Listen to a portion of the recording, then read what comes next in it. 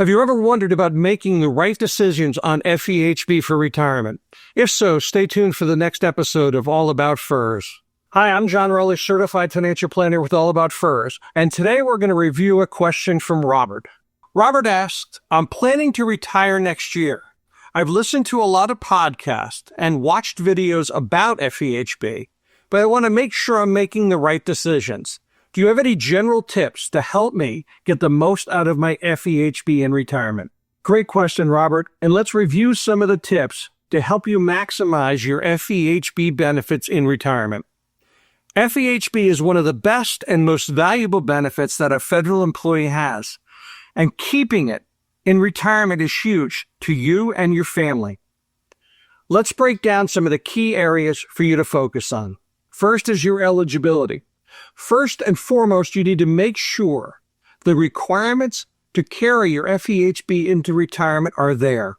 You need to have been continuously enrolled in FEHB for 5 years before retiring.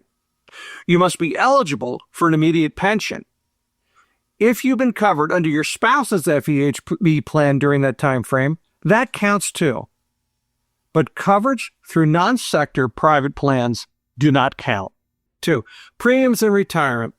If you're eligible, the government continues to pay part of your FEHB premiums in retirement, just like when you were working. However, keep in mind that these premiums will now be paid on post-tax dollars, unlike the pre-tax deductions you had while you were working. So it's important to budget for that slight increase in cost for FEHB to you.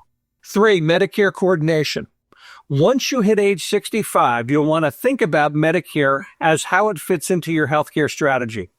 Medicare Part A is free for most people, and it works as your primary coverage for hospital stays, while FEHB becomes secondary. For Medicare Part B, which covers outpatient care, it's an option, but often recommended because it pairs well with FEHB to reduce out-of-pocket costs. Just be aware, it's very important you make the decision at 65, because if you don't, you will incur penalties for late enrollment in Part B. Pay close attention to your window. 4, remember you still have open season reviews even in retirement.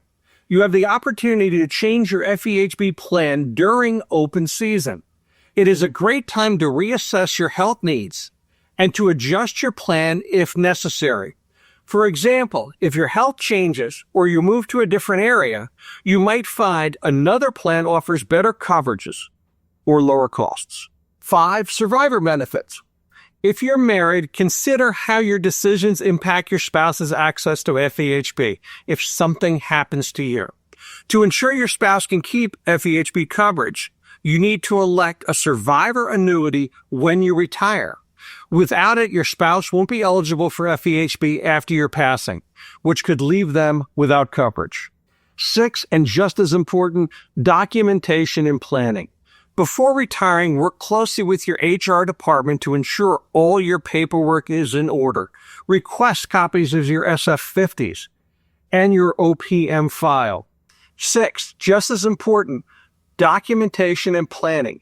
Before you retire, work closely with your HR department to ensure all the paperwork is in order. Request copies of your SF-50s and your OPF, your official personnel file. This is to confirm your FEHB enrollment history. Once you retire, it is more difficult to get this information, so it's critical you request and receive this information before you retire. 7. Stay informed. Your health will change over time. Healthcare plans and benefits also can change over time. Keep an eye on updates from OPM and your health plan provider to stay ahead of adjustments that might impact your coverage and costs. FEHB is an incredible benefit, but like anything in retirement planning, it's all about understanding the details and making informed decisions. If you're feeling unsure about any of these, it might be worthwhile sitting down with a financial advisor who specializes in federal benefits to go over your specific situation. Now, Robert, I hope this gives you some useful ideas on some of the steps you need to take to help you get the most out of your FEHB in retirement. Thanks for stopping by All About FERS, and until next time, happy planning.